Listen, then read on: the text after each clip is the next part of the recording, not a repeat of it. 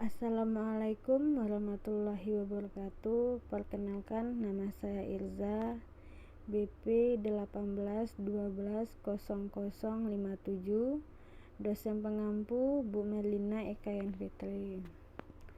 Baiklah, kali ini saya akan membahas distribusi normal. Distribusi normal itu merupakan distribusi kontinu dan ditemukan oleh Gauss. Di definisi ini sebagai interval terbuka, dan kita lihat inilah rumusnya. Sifat distribusi normal yaitu grafik simetri terhadap garis. 2. Grafik selalu berada di atas sumbu atau mempunyai suatu nilai modus. Oke. Kita lanjut. Itu selanjutnya pendugaan parameter, yaitu pendugaan sampel kecil. Bila suatu sampel acak kecil diambil dari suatu populasi, maka statistik. Selanjutnya metode pendugaan parameter. 1. Metode pendugaan klasik. Pendugaan dilakukan berdasarkan sepenuhnya pada informasi sampel yang diambil dari populasi. Yang kedua, metode yang pendugaan bias. Pendugaan dengan menggabungkan informasi yang terkandung dalam sampel dengan informasi lain yang telah tersedia sebelumnya, yaitu pengetahuan subjektif mengenai distribusi probabilitas parameter. Selanjutnya yaitu pengujian hipotesis. Definisi hipotesis itu merupakan suatu asumsi atau anggapan yang bisa benar atau salah mengenai sesuatu hal yang dapat dibuat untuk menjelaskan sesuatu hal tersebut sehingga memerlukan pengecekan lebih lanjut. Selanjutnya definisi penguji statistik. Suatu asumsi atau anggapan atau pernyataan yang mungkin benar atau mungkin salah mengenai parameter suatu populasi atau lebih.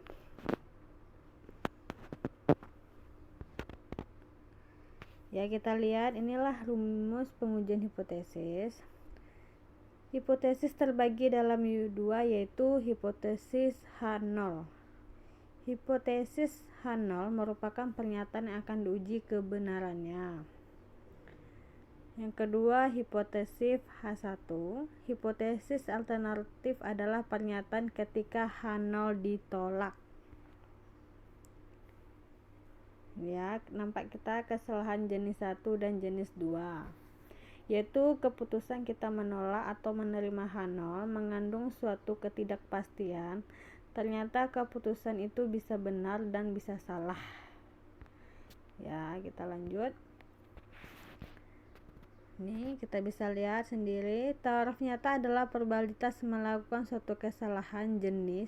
Disebut juga taraf signifikasi, tarif keberartian.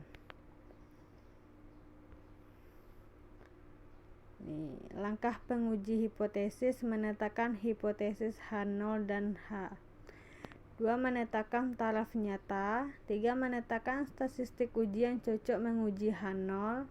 4. Menghitung nilai statistik uji Z hitung. 5. Kesimpulan. Uji satu arah digunakan apabila hipotesis H0 berbunyi lebih besar atau sama dengan, dan hipotesis alternatifnya berbunyi lebih kecil, paling sedikit, paling kecil.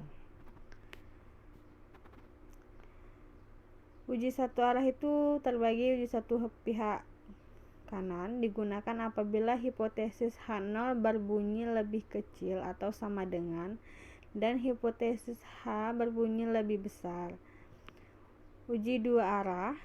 Uji dua arah digunakan apabila hipotesis H0 berbunyi sama dengan dan hipotesis alternatifnya berbunyi tidak sama dengan.